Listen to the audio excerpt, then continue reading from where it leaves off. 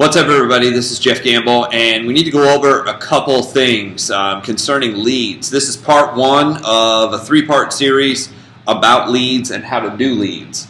So I want to get right into it. I don't care what kind of lead it is, meaning it could come from a sign on the side of the road, it could come from you buying Craigslist ads, it could come from Facebook ads, it could come from Facebook Marketplace. I mean, there's 100 and a million ways to get leads. But once you get leads, what do you do with them? And what I found is there's a three-step system really to put them through a process. So here's the thing. You want to put them through a process so they feel like it's the real deal. If they feel like you don't know what you're doing and you don't know what you're saying and you don't know the order you're going through and it seems like bullshit, they probably aren't going to engage. The reason I've been so successful at actually bringing leads in through a funnel of any type where they're actually able to close is because they feel like it's a smooth process that makes sense, that's congruent. Congruent means that all the steps actually work together and it seems like everybody's on the same page. But if you're just like winging shit and it sounds like it's out of order at all, remember, most of the people who are calling leads are looking for an income source, which means 95% of us have been brought up in a job market where it has to look right, it has to sound right, it has to flow. And if it doesn't look right, sound right, and flow, then people get that weird, funny feeling like this doesn't seem right. And as soon as they feel that, your likelihood of them showing up drops by like 98%. So I just want to give you these three steps real quick. Step number one is a pre-qualification. We're going to go over that on this video. Step number two is actually the pitch. The pitch is telling them exactly what we do and finding out if they're interested in moving forward. And then the third part is inviting them to a face-to-face, whether that's a Facebook Live, whether that's a Zoom call, whether that's a sit-down one-on-one, or whether that's coming to an open house. So that it's those three steps. Pre-qualification, the pitch itself, and then the invite. So what I've done is I've broken that up into those three parts simply because the pre-qualification is simple to teach brand new people. It's simple to teach brand new people because I can take somebody right now today, sponsor them right now, hand them a list of 25 quality people that have called us looking for more information on what we do, meaning they're looking for more money, they're looking for an opportunity, they're looking for, something else to do part-time. They've answered a text message that says, hey, our company is currently seeking people with backgrounds in sales and customer service. Do you know anybody looking for work? And somebody says, yeah, my brother, and I can get that person on the phone and I can run this. So I send everybody this free lead system, and the free lead system's pretty easy. It basically says the free lead system, 4 reasons to recruit daily. Number one, it improves your psychology. You have to be a recruiter to recruit. I hope that makes sense. If you don't feel like you're a recruiter and you don't understand that that is actually your job inside of this, that is your title, that's your identity inside of this, is you're a recruiter. So you have to understand the dynamics of what a recruiter is, understand the job description, and then actually do a good job at it. So that's number one. Number two, you get into a success groove. When you contact people all the time from leads, you get into this flow where the information comes out with the right tone, with the right volume, with the right intensity, and with the right, confidence would be the right word. And when you have those things go together, then people want to join you. Remember, we're an attraction business. So if you are unattractive, you will not attract people. You'll actually repel them. And some people, here's what I found. Some people are saying the right thing, but they're doing it in the wrong tone of voice. They're doing it at the wrong volume. They're doing it at the wrong speed. And even though the words are right, you sound like you don't know what you're talking about. So it's something you have to hear somebody who knows what they're doing, so that way you pick up on it, like how to do it and how it sounds to be able to do it. Just like I can teach you the dynamics of, how to block, how to punch, how to kick, in martial arts. But if you don't do it in the right order, if you don't do it with the right timing, you'll get your ass kicked. And I've seen that happen many times. People know the skill, but they don't know how to actually use it. Same thing is true with leads. Number three, start developing relationships with potential recruits. Sometimes it's not a one and done process. Sometimes it's like, I'll talk to the person the first time, pre-qualify them. They miss a meeting. 6 months later, they call me back and say, hey, are you still doing that thing? I say, yeah. I start the whole process over again. Where are you working now? What are you doing? Here's the thing. If you're not right for the opportunity, I'm not going to try to press you into it, because then all you do is set the person up for failure, and that's not what I'm here for. Part 4, you develop posture, aka confidence. Confidence will come from doing the activity over and over and over again, where you know it inside and out. We talked about this on our call this last Sunday, 10,000 hours. You don't have to do 10,000 hours to get really good at this, but you're probably going to have to go through 20, 25 leads before it starts coming out really, really well. At 100 leads in a very short period of time, you can rattle this off in your sleep. I guarantee I could wake up out of a complete sleep, answer the phone, and probably do a presentation right now in a company I'm no longer in. Why? Because I memorized all the presentations in every single company. And people are like, well, that's a lot of work. Compared to what? A lot of work compared to being in debt, going back to school, getting a master's degree, getting a doctorate. I mean, we're talking about making $100,000 here. We're not talking about baking a fucking cake. So develop your posture. Just doing this over and over again. Anybody can do it. So here's basically the system. Pre-qualifying incoming leads. And you guys can read this. I'll send it to you. There's telephone techniques, about 12 telephone techniques. One of them is warm up, make sure your mind's right, have your coffee, have your energy drink, have your water there so you're not choking throughout the process. Keep the area around you clean, so that way you're not knocking stuff over. I've been guilty of that. Knock over your coffee, knock over your chips, knock over your sandwich. You don't want mayonnaise on everything or whatever the hell you're eating.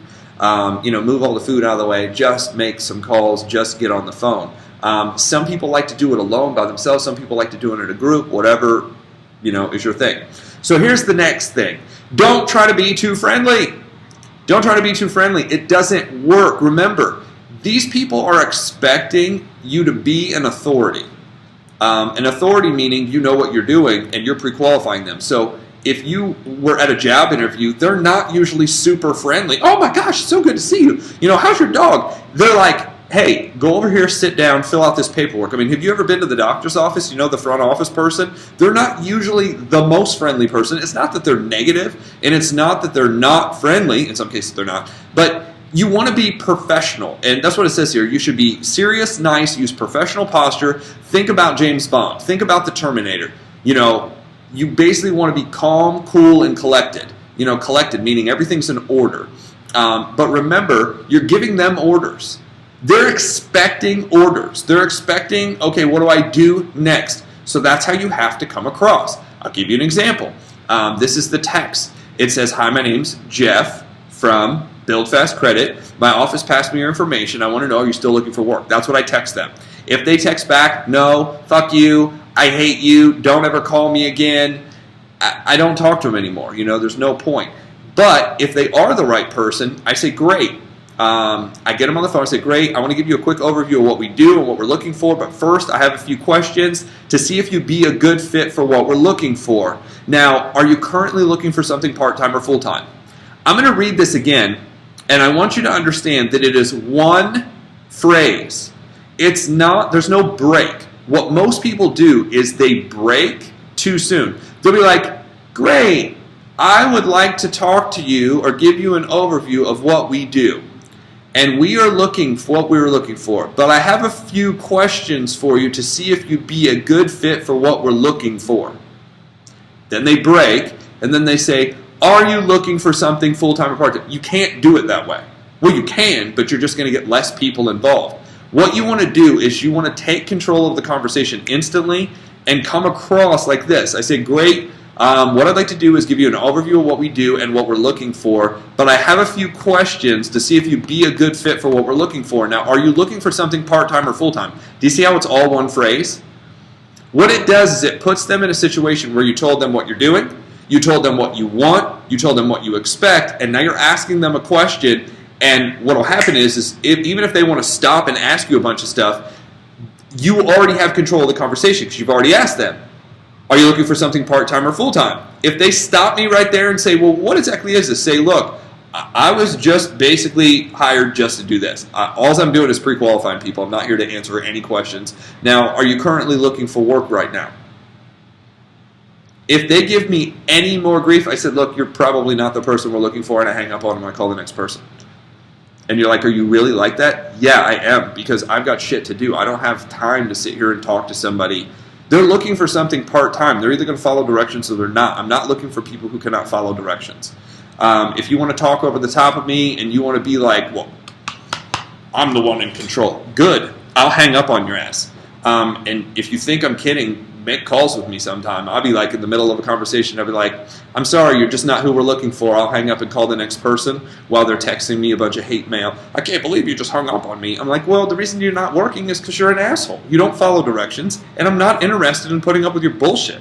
This isn't kindergarten. I'm not recruiting for a daycare. I'm recruiting to build a business. You can either follow directions or you can't.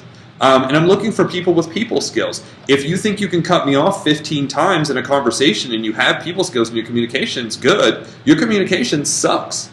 Just because you can talk doesn't mean anything. So, are you currently working right now? Then I ask them, well, what do you currently do for work? And this is where I might build a little bit of relationship. Some people are too cold on this part. What do you do for work? Well, how long have you done that? What was your position? What were your duties? How long did you work there? If I find out they've only worked there for a year, but it seems like the person on the phone is 50 years old, I say, really? Well, what did you do before car sales? Okay, well, what did you do before that? I'll go back as far as they'll talk. Some people will not go back that far, and here's what they miss. They'll find out that the person's 55, and for the last 5 years they've worked in car sales, but what they fail to realize is, before that, they were a captain in the Army for 20 years and have traveled all over the world and know people in all 50 states and 4 countries, and they ran a team of people. That's kind of important information if you're recruiting. Actually, it's more important than any of these questions combined. So you have to dig a little bit deeper and understand who these people are if you want to recruit them down the road. Now, when you're just beginning, I know you're nervous, you might skip over some of that, but I'm trying to give you the psychology behind what I'm doing. So after I get their work history, I say, fantastic. Now, are you looking for more of a job or more of a career? What this does is this tells me, are they temporary or are they long-term? Now, most people will say the right thing even though they're not doing the right thing. On a scale of 1 to 10, how do you rate your communication skills? Most of these people are going to be like, oh, I'm a 15, which hopefully they are. I found very few people that are that high, but there's some that are. Which is more important, flexible hours or making more money? This will kind of give you an idea of schedule. They'll kind of tell you where they're at. Have you ever worked full commission or been self-employed? Great question to ask, because especially if they've done it before, you can find out, how did you like that? Last, what is the highest level of education you've completed? This is kind of a control. It basically, you find out where they're at, because now they're thinking, well, do I need a degree to do what you're talking about? They don't have any information yet, so it allows you to seize control of the conversation, like we're looking for, and we're looking for the best possible people we can find to build this team with. If they have a high school education, great. If they've never made it through high school but have their GED, great. If they've never done that, anybody can build. I just want to know who I'm dealing with, who I'm talking to. You can have a different conversation with somebody who has a master's degree or a doctorate than you might have with somebody who has, just their GED. It's not good or bad. Motivation level has more to do with it than their education, but it just kind of sets the tone for what we do next. I say, great. It sounds like the type of person you're looking for. What I'm going to do is I'm going to set a time with one of our sales directors to go over everything. When's better for you to do that, afternoon or evening? I never set a specific time, because you don't know the person who's calling them back. You don't know the specific schedule of them. Don't ever give them a time. If they say, well, I can only do it at 3 o'clock, I said, okay, well, I'll let them know, but they'll do their best. I don't know when they're going to be able to call you. Fantastic. I appreciate it, and good luck. And then I'm off the phone. A new person. Can you actually see this? Yeah, there we go. A new person can go through this, print them off, go through that script, and they can get lead after lead after lead. Francisco this last week, very first day, pulled 5 leads off of this. Chrissy, the very first day, was able to get a lead. She has real estate background, so think about this. Francisco's never done this, and he was able to get 5. Chrissy's done it and only got 1, but it was the amount of calls and the amount of time that you have. So new people can succeed very, very quickly at this. If you have some skills and background like Chrissy, and she had 100 of these, she could probably bring on 25 people to her team in a week doing this process. So that is step one to the leads. I hope you understand it. I hope you get it. If you have questions, reach out, talk to me. I want to keep these videos pretty short and to the point. So thanks.